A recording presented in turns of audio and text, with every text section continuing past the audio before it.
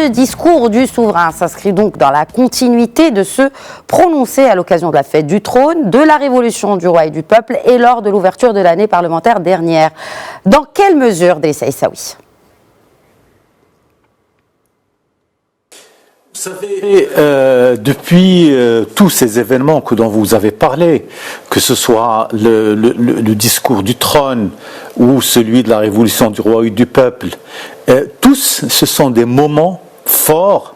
que le souverain, que le roi Mohammed VI choisit pour justement s'adresser de manière très pertinente à la classe politique, de manière générale,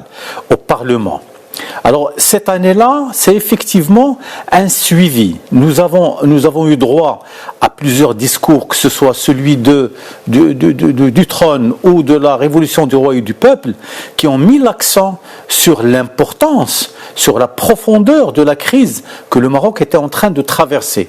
Et l'appel lancé par le roi Mohammed VI a été un appel des plus pressants pour que la société politique marocaine se saisisse et prenne ses responsabilités pour justement aller au-devant de toutes les difficultés qui se posent et essayer de trouver les solutions à même de dépasser ces difficultés et permettre à l'économie marocaine justement de travailler et de fonctionner au-delà des contraintes qui lui sont imposées de manière conjoncturelle par telle ou telle circonstance économique. Donc, on est dans la logique de cette logique.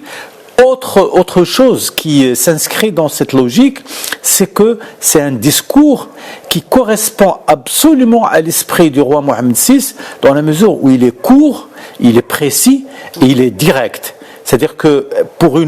à chaque fois, le discours du roi est un programme de travail qu'il met entre les mains du gouvernement et des partis politiques pour qu'ils puissent les exécuter et en discuter.